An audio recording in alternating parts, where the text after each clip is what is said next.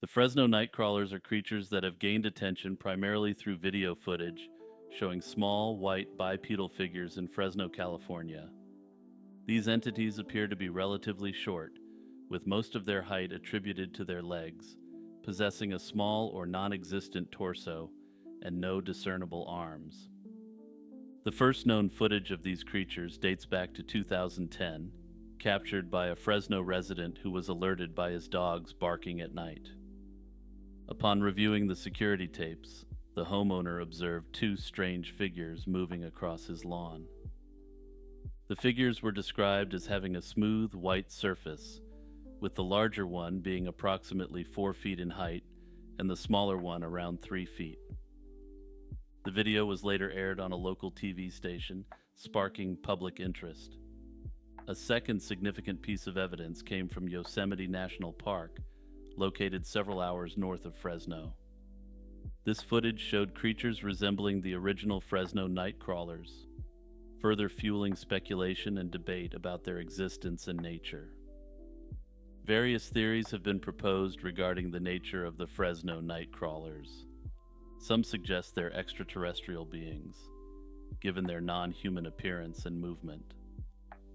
Others propose they could be a new species, paranormal entities, or elaborate hoaxes.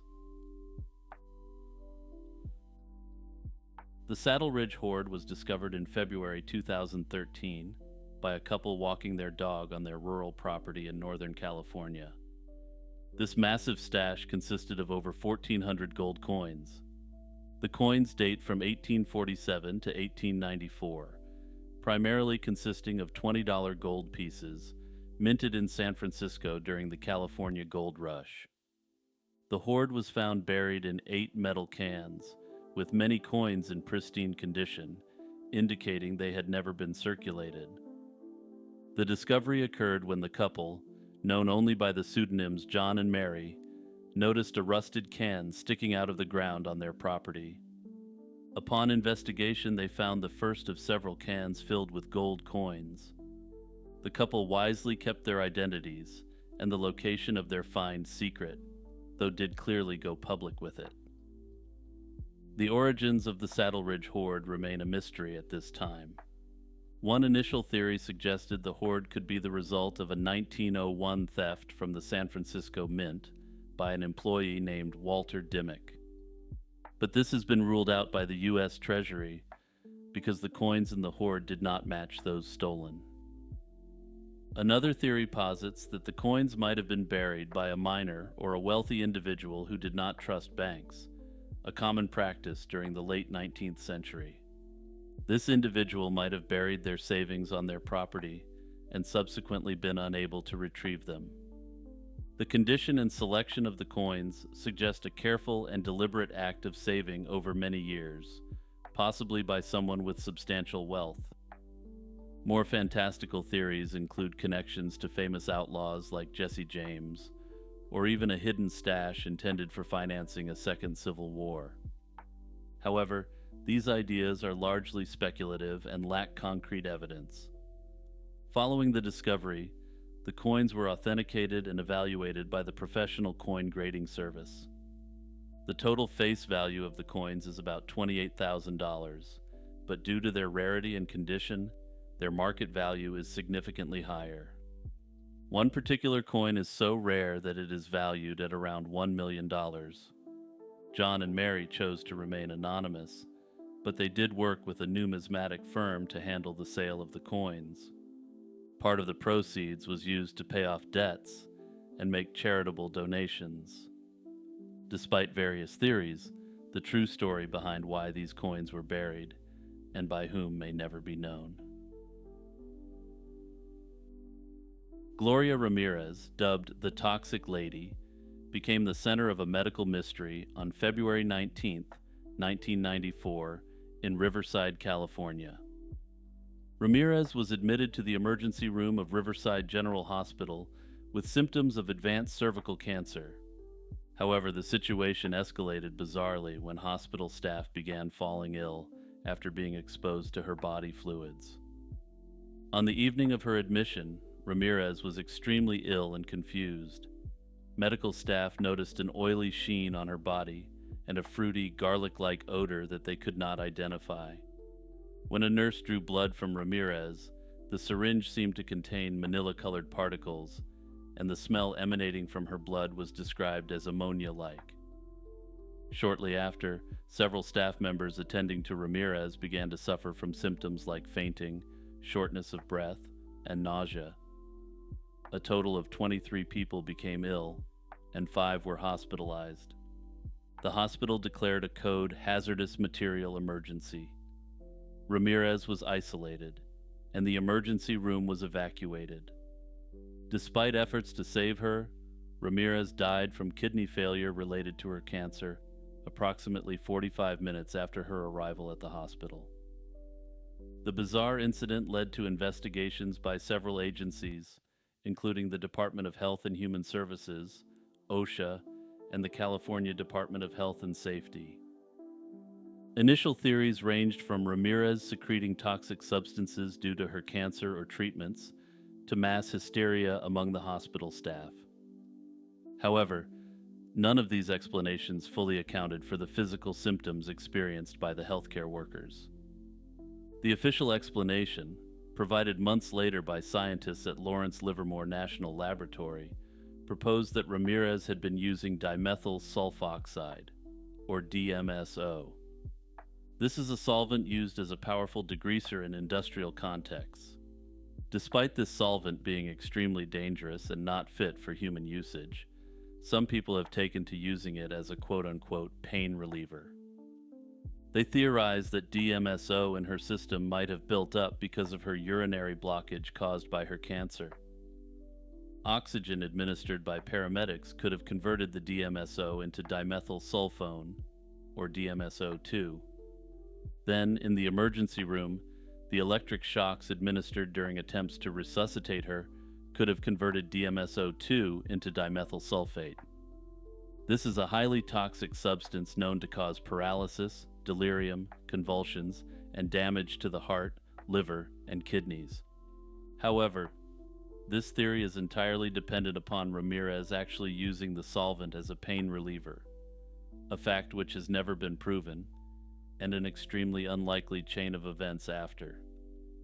Variants of her story have been repeated for the last 3 decades, embellishments added on each time, contributing to her true story becoming the basis of a popular urban legend.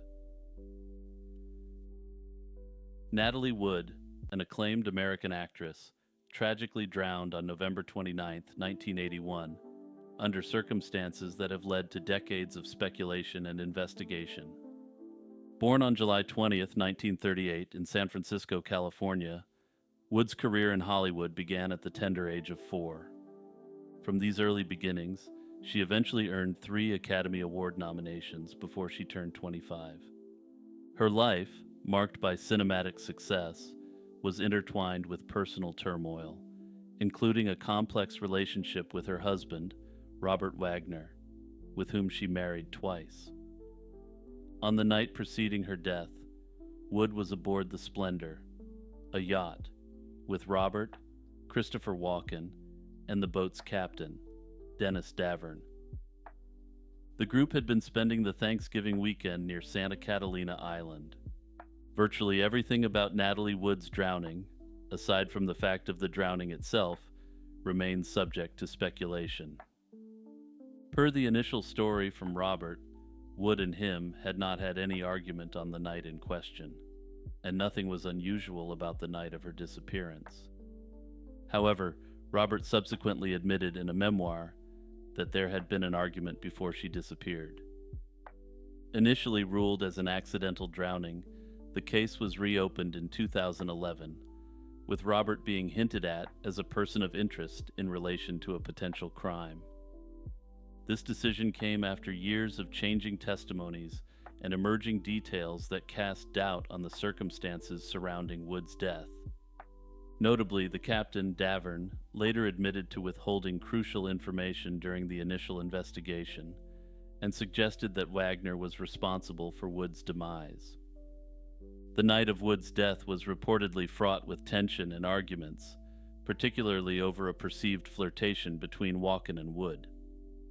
This tension culminated in a heated argument on the yacht, after which Wood was found missing. In 2012, the death certificate was changed to indicate that her cause of death was drowning and other undetermined factors. However, this does not necessarily mean foul play. Robert Wagner was officially named a person of interest by the police in February 2018.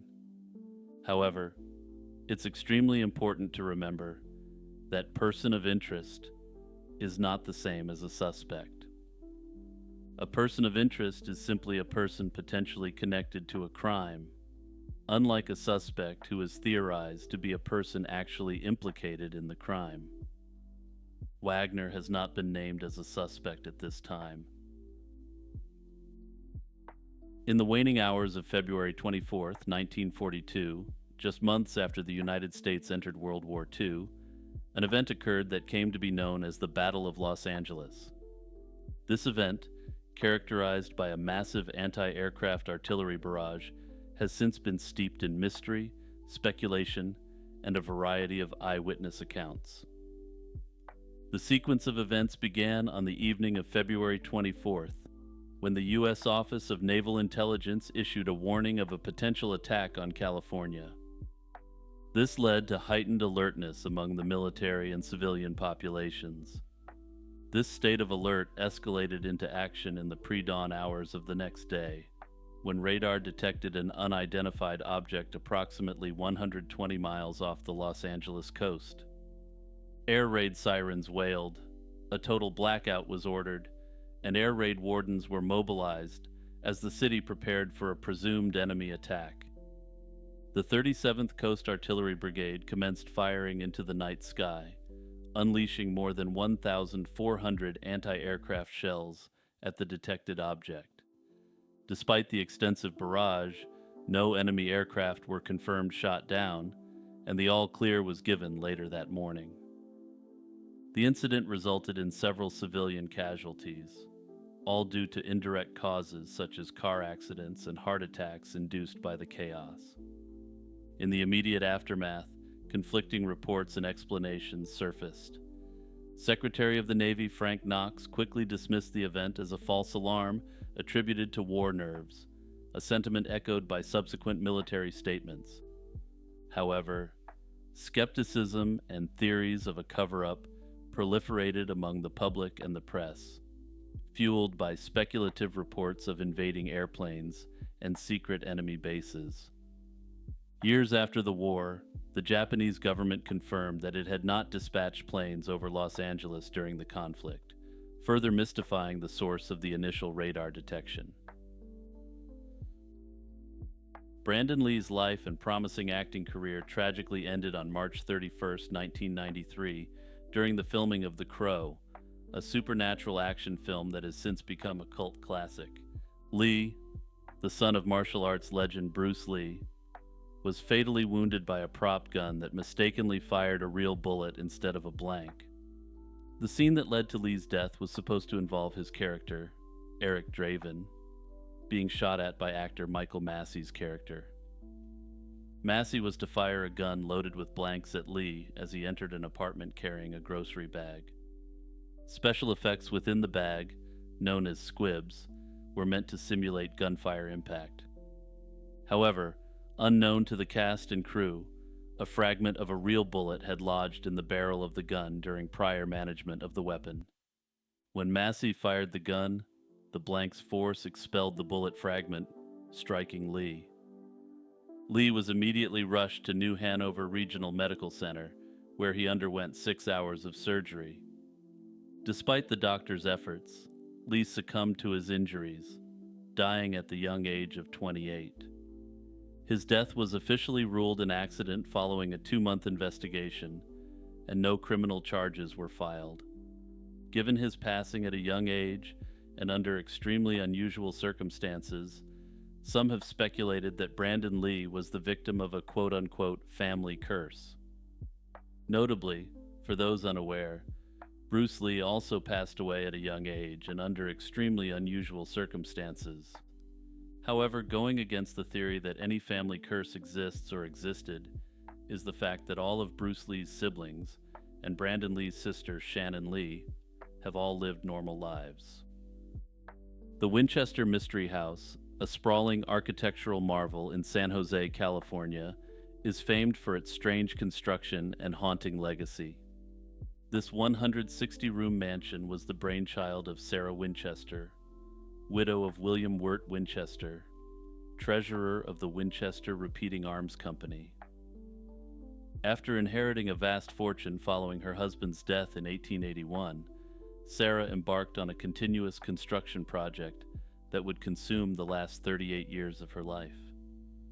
The origins of the house date back to 1884, when Sarah purchased an 8-room farmhouse in California's Santa Clara Valley.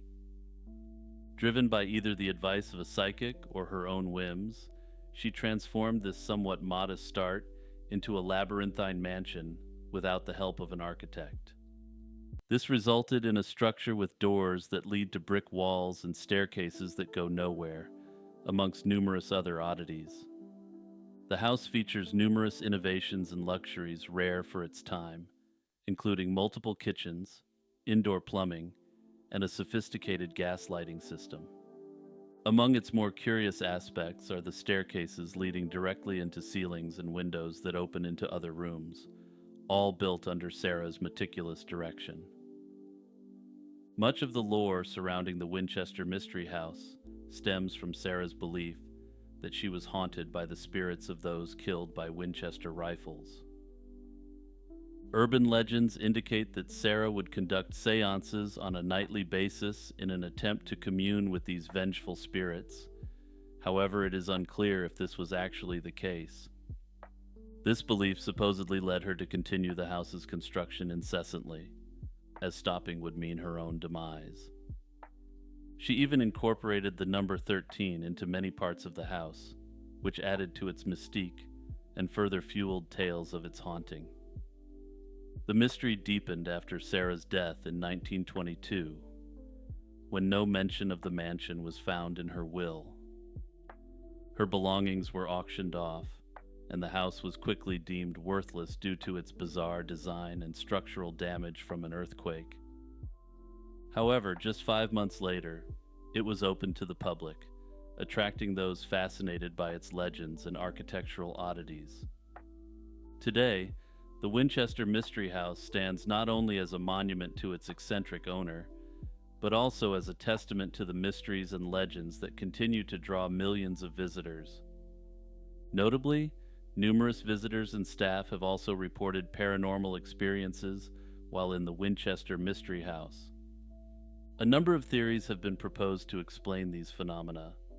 Some posit that there are ghostly forces at play in the mansion, citing numerous accounts over the course of nearly 100 years.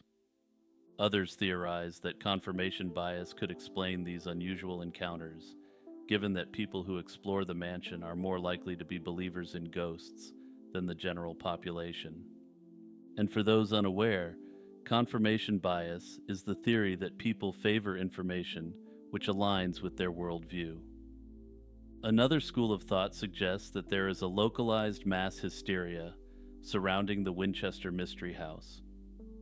Individuals entering the house may interpret otherwise normal interactions as unusual or paranormal when they may not have done so under normal circumstances. To illustrate this point, we've all heard loud and unexplained creaks in houses before. Under normal circumstances, these are written off as essentially nothing. However, if you're in the Winchester Mystery House, the overlay of localized mass hysteria could strongly color how you interpret such an event.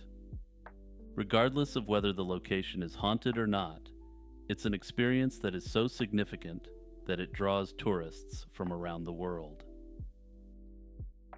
In July 1996, a family of 4 German tourists, Egbert Rimkus, Cornelia Meyer, and their children Georg Weber and Max Meyer, went missing in Death Valley National Park. The family, hailing from Dresden, Germany, had planned a tour of the American Southwest. They were last confirmed to be in Las Vegas before heading to Death Valley. The family was due to return to Germany on July 27th, but they never made their flight. Their rental van was discovered abandoned in Anvil Spring Canyon on October 21st, 1996, 3 months after they were last seen.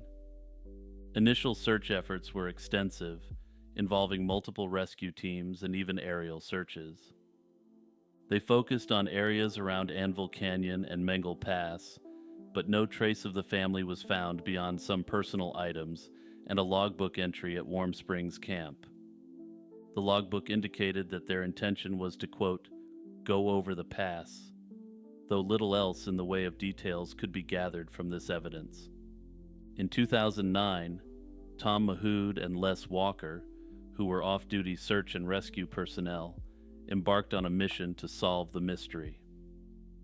On November 12, 2009, they discovered skeletal remains of 2 adults, later identified as Egbert Rimkus and Cornelia Meyer. Nearby, they found Cornelia's passport, identification, and other personal items. The remains of the children were never conclusively found, though some items like the sole of a child's shoe were discovered. One prevalent theory is that they underestimated the difficulty of their route through Mengle Pass, leading them to become stranded in the harsh environment of Death Valley. Mahood speculated that the family might have tried to walk to Naval Air Weapons Station China Lake to seek help. However, he further speculated that they succumbed to the extreme heat and dehydration typical of the region in July. Another aspect of the case is the family's apparent attempt to take a shortcut to Yosemite National Park. This decision might have been driven by a desire to see more sights before their return flight, but it ultimately led them into an unfamiliar terrain without adequate supplies or preparation. Despite the eventual discovery of Egbert and Cornelia's remains, the full story of what happened to this family remains a mystery. This case has gotten significant attention in recent years due to the popularity of YouTube videos covering the subject. I question why the children were not found with the adults, and it does make me think that something more sinister may have happened. That said, at this point, there just isn't enough evidence. It's unclear if this matter is still being officially investigated, and if so, what agency is responsible for the investigation. The Niles Canyon Ghost is a well-known urban legend from California, embodying the vanishing hitchhiker legend common around the world. The tale centers on a young woman who perished in a car accident on Niles Canyon Road, a segment of California State Route 84 near Sunol. The accident is said to have occurred on February 28th, though the exact year varies among accounts. Each year on this date, the ghost purportedly appears, seeking a ride to San Francisco. In one version, the woman died in a car crash while returning from a dance. Witnesses claim she can be seen at midnight, waiting at the site of her death. Drivers who offer her a ride report that she provides an address in San Francisco. However, upon reaching a certain area of the city, which varies according to retellings, she vanishes. When drivers visit the given address, they are informed by the resident, often depicted as her now elderly mother, that the girl died years earlier. Another variation describes the ghost as a woman who died in a carriage accident a century ago. In this version, she is dressed in a fancy white dress that looks out of place in the 21st century. In 1948, the Washington Township Register published a photograph purportedly showing the ghostly figure of the girl in white. The image, taken in Niles Canyon, depicted an ethereal woman gazing ahead, apparently unaware of the camera. Also, if you're just listening to this video, you may want to have a quick look now at the alleged ghost. This photograph was reprinted in 1950, fueling further public interest. On February 26, 1950, a 19-year-old man named Clarence Chivers was arrested for impersonating the ghost by standing on a railroad trestle in a white sheet. Notably, some believe the ghost is a benevolent force. For instance, in 1979, a driver named Daniel Messicky claims to have had a close encounter with this ghost. While driving at night, he was heading into a sharp turn into the canyon at high speed when he reported feeling a cold hand on his shoulder, prompting him to stop before the dangerous curve. When he turned around, there was no one there, despite having felt this firm grasp just seconds before. Whether this is just a localized version of a common urban legend transported to a sunny California setting, or whether this ghost story has some truth to it, is up to you to decide.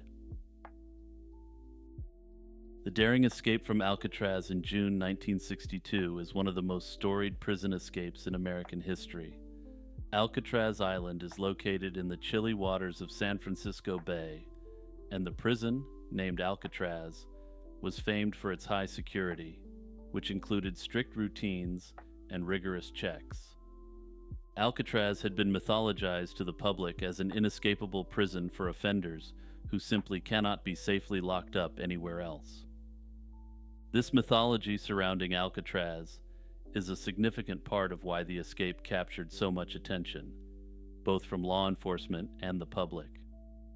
3 inmates, Frank Morris, and brothers John and Clarence Anglin escaped, igniting decades of debate and mystery surrounding their fate.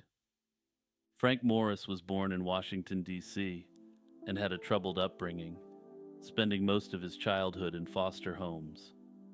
He embarked on a life of crime early, engaging in burglary, armed robbery, and dealing in substances. Known for his high intelligence, Morris had an IQ in the top 2% of the general population. Also, and I neglected to mention this earlier, his criminal record also included numerous escapes from various prisons, which eventually landed him in Alcatraz. John and Clarence Anglin, brothers from Georgia, also had extensive criminal backgrounds. They grew up in a poor family of seasonal farm workers and began robbing banks together at a young age. And hey, if you can't trust your bro to have your back, who can you really trust? Their criminal activities led to multiple arrests and imprisonments. The brothers were known for their strong familial bond, which played a crucial role in their collaborative escape efforts. At Alcatraz, they were placed in adjacent cells, which facilitated their communication and planning. However, on the night of June 11, 1962, Morris and the Anglin brothers executed an ingeniously planned escape.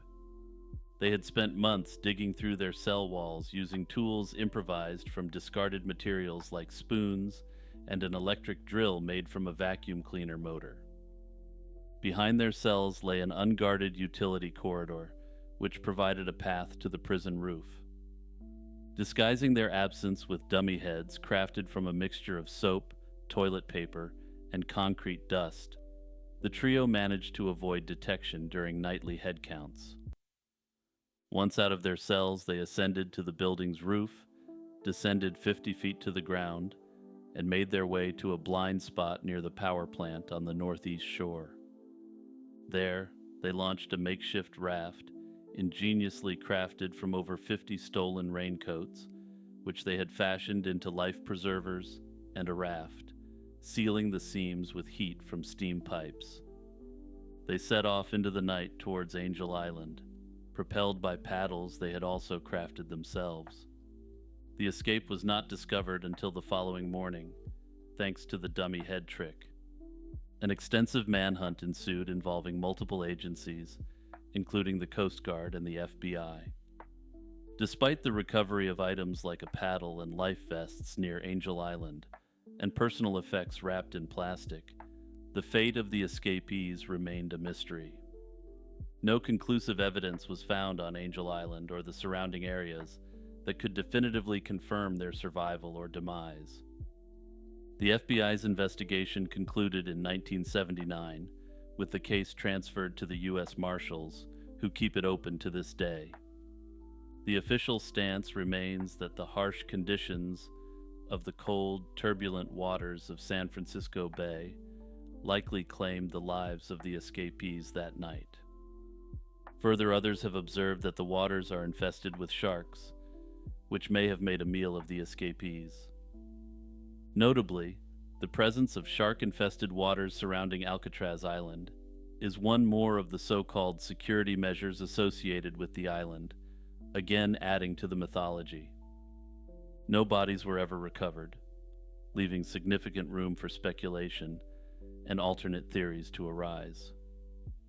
Relatives of the Anglins have maintained that the brothers survived, bolstered by anecdotal evidence, and a photograph purportedly showing the brothers in Brazil years later. This photo, however, has been contested by experts who question the claims associated with it due to the inability to perform facial recognition analysis effectively. Notably, with technological advances, I suspect that facial recognition technology will one day be able to identify if either of these men is one of the Anglins. If one is identified as an Anglin, this would be considered circumstantial evidence that the men escaped. Further, the Alcatraz escape has become deeply ingrained in popular culture, symbolizing the human spirit's relentless pursuit of freedom, regardless of the odds. I also note that the story has been able to capture the sort of cultural currency it has, partly due to the individuals involved in the escape from Alcatraz. Most of the Alcatraz prisoners were locked up there for offenses which ended others, or worse. While the three men were no angels by any means, they also very clearly weren't the worst of the worst that Alcatraz had to offer. The legacy of the escape endures, not only in the myriad documentaries and films, but also in the Escape from Alcatraz triathlon, which includes a swim from the island to San Francisco. The story of the 1962 Alcatraz escape remains one of the most enduring mysteries of the 20th century.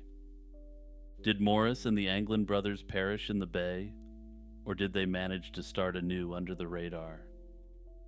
This question may never be fully answered, but it continues to fascinate and challenge, much like the indomitable will of those who dare to break free. Also, before we move on, it's popularly believed that this was the only potentially successful escape from Alcatraz. However, this is not true. In 1937, two prisoners, Theodore Cole and Ralph Rowe, escaped, and there's a subsequent mystery surrounding them. Benjamin Siegel, known to history as Bugsy Siegel, was born to poor Eastern European Jewish immigrants in Brooklyn, New York, in 1906. By his teens, he had launched a profitable protection racket and amassed a significant criminal record. Siegel, known for his violent streak, gained notoriety and the nickname Bugsy, which he detested. With connections like Al Capone and an alliance with Meyer Lansky, he became a leading hitman for the National Crime Syndicate. Despite successes, Siegel faced several assassination attempts and relocated to California, where he expanded into gambling, drugs, and paid companionship, mingling with Hollywood elites. Siegel is even reported to have met with Hermann Goering on a trip to Italy, a meeting which has been all but confirmed by historians. In 1945, Bugsy moved to Las Vegas to develop the Flamingo Hotel and Casino, marking the start of the luxury Vegas Strip.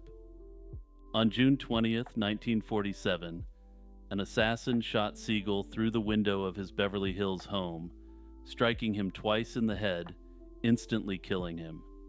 His death remains unsolved till this day. Siegel's demise has been shrouded in mystery and speculation, with various theories circulating about the identity and motive of his assailant. The most prominent theory suggests that his death was a mob-sanctioned hit due to massive cost overruns and suspicions of embezzlement during the construction of the Flamingo Hotel. The theory posits that mob figures, possibly including close ally Meyer Lansky, ordered the hit due to Siegel's misuse of their funds. This narrative aligns with mob practices and the internal politics that governed organized crime. Others suggest that the killing may have been retribution for any one of the numerous killings associated with Bugsy. The Char-Man legend is rooted in the folklore of Ojai, California. This tale centers on a figure described as a severely burned man who haunts the area, particularly near Camp Comfort County Park and along Creek Road. The origins of this legend are often traced back to a significant fire in 1948. According to local lore, a father and son were caught in a devastating house fire that year. The father perished in the flames, while the son survived but was horribly burned. Traumatized and disfigured, the son is said to have fled into the nearby woods, eventually becoming this feared local figure. Another version of the story suggests that the Char-Man resulted from a car accident in the late 1940s. In this account, a father and son were involved in a crash on an overlook near Ojai. The vehicle tumbled off the road, and while the son was thrown clear, the father was trapped inside as the car exploded into flames. The son, unable to save his father and witnessing his horrific death, was driven to madness. Some variations of this tale claim that the son was found by authorities wearing his father's skin before fleeing into the woods. The Char-Man is often described as a human-like figure with burnt clothing and skin, his face appearing as if it's melting. Witnesses have reported a strong smell of burnt flesh preceding his appearance. He is said to lurk near Creek Road, especially around the bridge over San Antonio Creek, now colloquially known as Char-Man Bridge, according to some sources.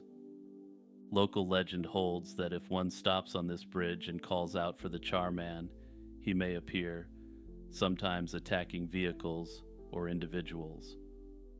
Over the years, the Char-Man legend has become an integral part of Ojai's cultural fabric. It's a popular subject of local ghost tours and campfire stories, captivating both residents and visitors. Some businesses have even embraced the legend. For instance, I was able to find a local hot sauce company named Char-Man Brand, which pays homage to this legend. In the 16th century, European explorers and cartographers mistakenly believed that California was an island separate from mainland North America. This misconception persisted for over a century, influencing numerous maps and shaping European understanding of the region. The origin of this error can be traced back to the 1510 Spanish novel Las Sergas de Esplandian by García Rodríguez de Montalvo. The book described a mythical island named California, inhabited by Amazonian women and abundant in gold. When Spanish explorers encountered the Baja California Peninsula, they associated it with Montalvo's fictional island, leading to the belief that California was an island. In 1533, an expedition led by Fortun Ximenez reached the southern tip of Baja California. The explorers, influenced by Montalvo's novel, named the land California, reinforcing the island misconception. Subsequent expeditions, including those by Hernán Cortés, failed to dispel this belief. The first known map depicting California as an island was created by the Spanish cartographer Diego Gutiérrez in 1562. This portrayal gained traction, and by the early 17th century, many European maps featured California as an island. Notable cartographers like Mercator adopted this depiction, further entrenching the error.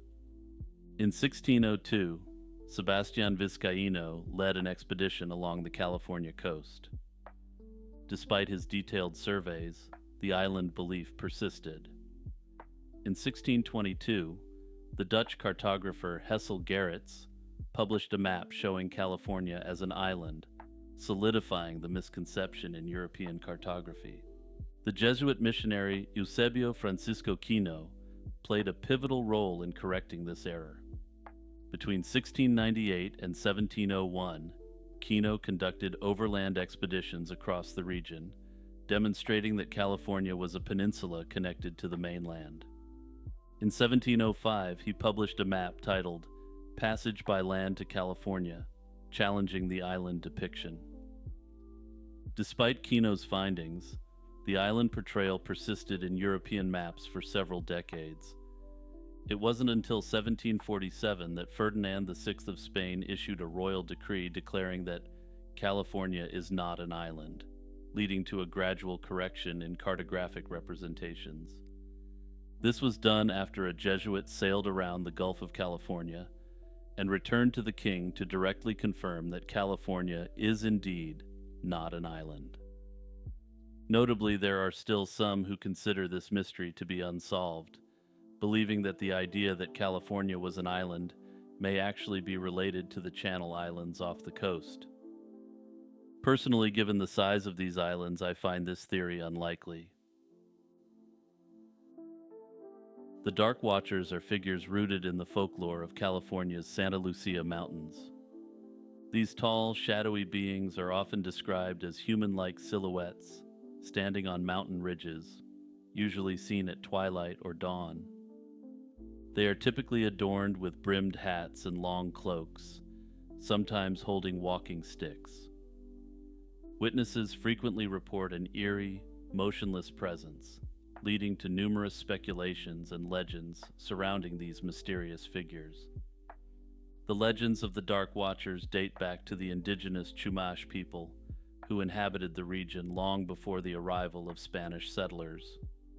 The Spanish, who arrived in the 1700s, named these figures Los Vigilantes Oscuros, or the Dark Watchers in English. Sightings of the Dark Watchers are typically reported by hikers and travelers. One account from a high school principal in the 1960s describes a dark figure standing on a rock, which vanished when he called out. Some suggest they are optical illusions, or the result of pareidolia, where the brain interprets random patterns as familiar shapes. This phenomenon can be enhanced by mist and the play of light and shadows, creating the illusion of large, shadowy figures. Another scientific explanation involves the Brocken specter, an optical illusion where the observer's shadow is cast onto a cloud, appearing enormous and ghostly. Infrasound, or low-frequency sounds that can cause feelings of unease and anxiety, has also been suggested as a possible explanation. This natural phenomenon can occur more commonly in mountainous regions, potentially leading to reports of eerie experiences and sightings. Kristin Denise Smart, born on February 20th, 1977, was a 19-year-old freshman at California Polytechnic State University, commonly known as Cal Poly, in San Luis Obispo. On May 25, 1996, she attended an off-campus party, marking the last time she was seen alive. Fellow student Paul Flores was the last person known to have been with her as he walked her back toward her dormitory. Despite extensive searches and investigations, her body has never been found. Paul Flores immediately became a person of interest in his case. However, he maintained that he had no knowledge of her whereabouts. In the years following her disappearance, Paul Flores remained a person of interest. However, it wasn't until April 2021 that he was arrested and charged with her slaying, despite her body never being recovered. His father, Ruben Flores, was also arrested and charged as an accessory after the fact, accused of helping to conceal Smart's body. The trial began in July 2022, with Paul Flores facing first-degree charges and his father facing charges of being an accessory. Prosecutors allege that Paul Flores ended Smart during an attempted SA in his dorm room, and when she fought back, he ended her. They also allege that Ruben Flores helped hide her body under his deck before moving it years later. In October 2022, a jury found Paul Flores guilty of first-degree involvement in Kristin's death. He was sentenced in March 2023 to 25 years to life in prison. Ruben Flores was ultimately acquitted of the accessory charge. However, this isn't the end of the story, far from it. Despite the conviction, Kristin Smart's body has never been found, and her family continues to seek closure. In April 2024, Paul Flores was attacked and stabbed by another inmate at Pleasant Valley State Prison.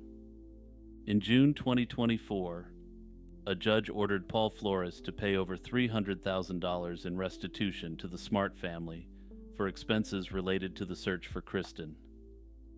The family offered to forego the restitution if Flores revealed the location of Kristin's body, but he has maintained his innocence.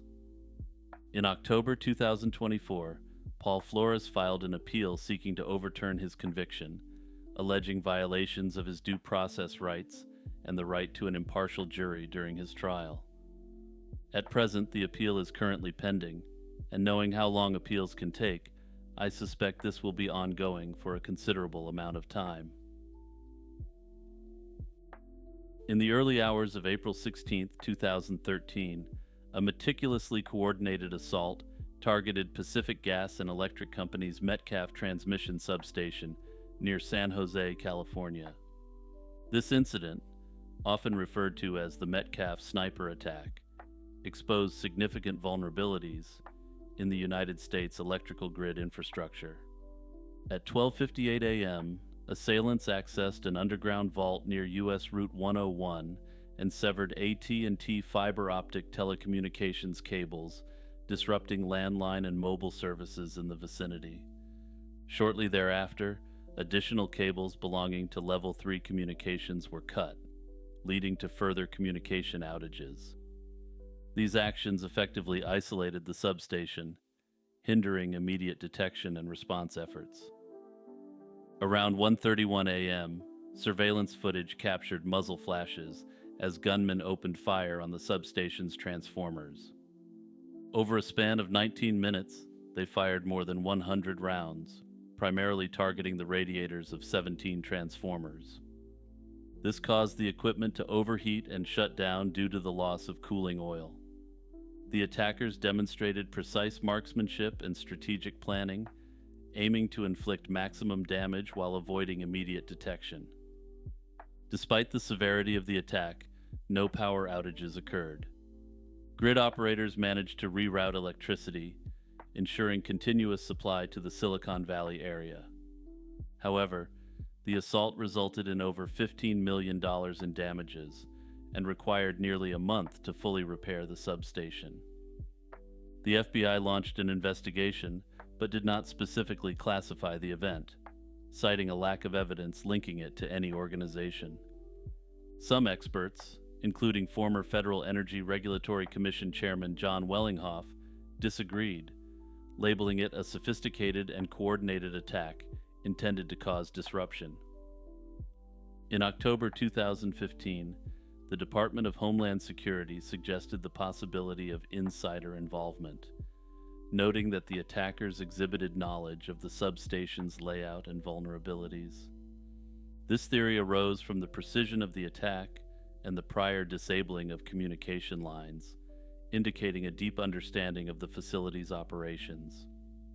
In response to the attack, PG&E announced plans to invest $100 million over 3 years to enhance security at its substations. Measures included installing opaque fencing, advanced surveillance systems, and other physical security enhancements to deter and detect future threats. The Metcalfe incident served as a wake-up call for the energy sector, highlighting the physical vulnerabilities of critical infrastructure. Prior to this event, much of the focus had been on cybersecurity threats, often overshadowing the risks posed by physical attacks. The assault demonstrated that well-coordinated physical attacks could have severe consequences, potentially leading to widespread power outages if not promptly addressed. Despite extensive investigations, the perpetrators of the Metcalfe attack remain unidentified. The lack of arrests or credible leads has led to various theories, ranging from disgruntled employees to organized groups testing the grid's vulnerabilities. The precision and coordination of the attack suggests that the individuals involved possessed significant knowledge and expertise. Some have suggested that this attack was an act of sabotage carried out by a state actor. However, there hasn't been any evidence to support this claim. The Thanksgiving Day disaster, also known as the Big Game disaster, took place on November 29, 1900. It occurred during the annual football game between the University of California Golden Bears and the Stanford Cardinals, an event known as the Big Game. This incident remains the deadliest accident at a sporting event in U.S. history. On that fateful day, the game was held at the California League baseball grounds in San Francisco's Mission District. Nearby, the San Francisco and Pacific Glass Works had just opened a new factory building, which included a massive furnace filled with molten glass, heated to 3,000 degrees Fahrenheit. The game attracted a massive crowd of around 19,000 spectators. However, many more people who couldn't afford the $1 ticket gathered on the factory's roof to watch the game for free. Around 500 to 1,000 people crowded onto the factory's rooftop, which was not designed to hold such a weight. Despite efforts by factory workers to remove the spectators and alert the police, the crowd remained. Reports indicate that the factory workers tried to seek help from the police numerous times, but their pleas were dismissed or redirected without any effective action. Approximately 20 minutes after kickoff, the roof collapsed under the weight, sending scores of people plummeting 4 stories down into the factory. At least 100 people fell to the factory floor, and between 60 to 100 fell directly onto the furnace, where the temperature was around 500 degrees Fahrenheit. Factory workers tried to rescue those who fell on the furnace using metal poles to push bodies away from the heat and attempting to shut off the oil feeding the flames. The incident resulted in 13 immediate fatalities, with the death toll rising to 23 as more succumbed to their injuries in the following days. Most victims were young boys and men from the local area, including the youngest victim, a 9-year-old boy. The response to the disaster was chaotic. With limited communication and a lack of immediate medical resources, the injured were transported to hospitals using anything available, from wagons to butcher carts. The media's response to the disaster also adds to the mystery. Newspapers at the time covered the event extensively, but there was a strange dichotomy in reporting. Sports sections continued to focus on the game itself, with little or no mention of the tragedy, while front pages covered the horrific details.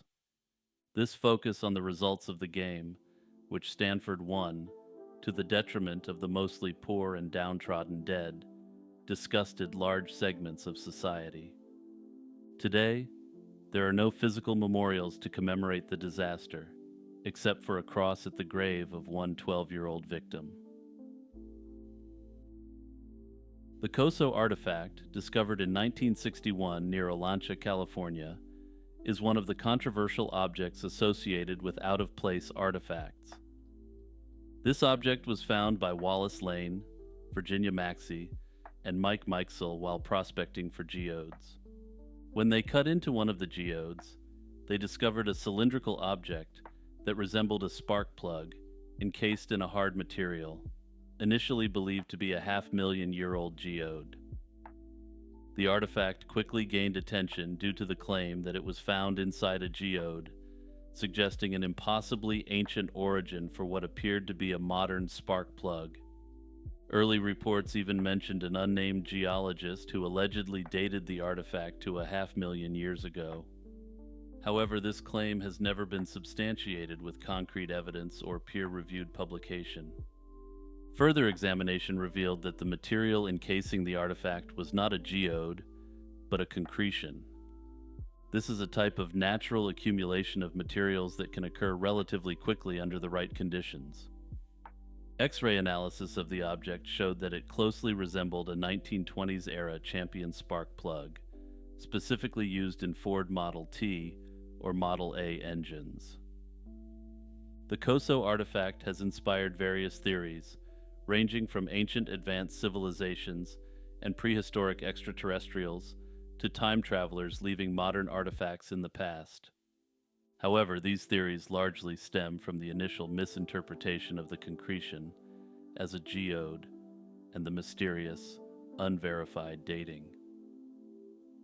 Investigations by Pierre Stromberg and Paul Heinrich, along with experts from the Spark Plug Collectors of America, confirmed that the object was indeed a spark plug from the 1920s.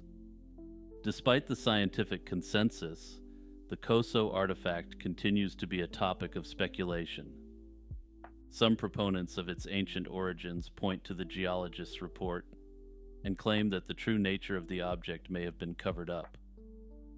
However, the scientific community largely views the artifact as a modern object that became encased in natural sediment over decades rather than millennia. The Coso Artifact is now displayed at the Pacific Science Center in Seattle, where it serves as an example of how natural processes can create misleading contexts for modern objects. The mysterious death of Michelle Von Emster in 1994 has continued to raise questions for almost 3 decades. Found floating near Sunset Cliffs in San Diego, her right leg missing, and she had sustained extensive injuries. The official COD, initially attributed to a great white shark attack, has since sparked considerable skepticism due to inconsistencies in the evidence and the bizarre nature of her injuries. Michelle had last been seen the night before her body was discovered, when she was dropped off near the pier by a friend after attending a concert. The next day, 2 surfers noticed a flock of seagulls near the water and discovered her body. At first, it seemed that a shark attack might explain her extensive injuries. Her leg was torn off, her ribs and neck were broken, and her body bore multiple lacerations. However, the autopsy revealed additional troubling details, which suggested that a shark may not have been the culprit. Sand was found in her mouth, throat, and stomach, suggesting she had been alive when submerged in the water. This detail contradicted the theory that she died instantly from a shark attack, as most agreed it would have been impossible for her to inhale sand after such an injury. The shark attack theory has been largely discredited by shark experts in the years following her discovery. Ralph Collier, a renowned shark specialist, pointed out that the nature of the bone damage was inconsistent with a great white shark bite, which typically leaves clean incisions. Instead, Michelle's femur was jagged, twisted almost like a piece of bamboo whittled to a point. Furthermore, the absence of tooth fragments in her remains further discredited the shark theory. Shark biologists from the Scripps Institute also questioned the findings, noting that these sharks are not known to attack humans in this manner, and her injuries did not match the patterns of a shark bite. A number of chilling alternative theories have been proposed. One suggestion is that Michelle fell from the cliffs above, her injuries stemming from the fall and subsequent contact with the rocks. Yet, the extent of her injuries, especially the missing leg, remains unexplained by a simple fall. Another theory claims that she drowned after being swept out to sea, possibly caught in a riptide, but this too fails to explain the extent of the damage to her body. Perhaps the most sinister theory is that Michelle was slain. She lived in a rough neighborhood, and some speculate that she may have had an encounter with a violent individual before her death. Michelle had previously mentioned to friends that she was being stalked by a man who rode a motorcycle, though this suspect was never identified. Another figure of suspicion was a local writer who had gone on a date with Michelle shortly before her death. His bizarre poem, written after her body was found, disturbingly alluded to the gruesome state she was found in, details that made many uneasy. However, all the details included in this poem were within the public domain, and the poem may have simply been in remarkably poor taste. The placement of Michelle's belongings also raises questions. Her purse was found 2 miles from her body, leading some to believe that it was deliberately planted there by someone trying to mislead investigators. Despite the overwhelming view from shark experts that Michelle was not the victim of a shark attack, her official cause of death continues to be listed as, quote, fatal shark attack. This seems to be a case that ought to be reopened for further examination, and bringing attention to this case is probably the only way to do this at this point. Let me know in the comments if you want to see further episodes on mysteries associated with each state. Also, don't forget to like, subscribe, hit the notification bell, and share this video with anyone who loves mystery content.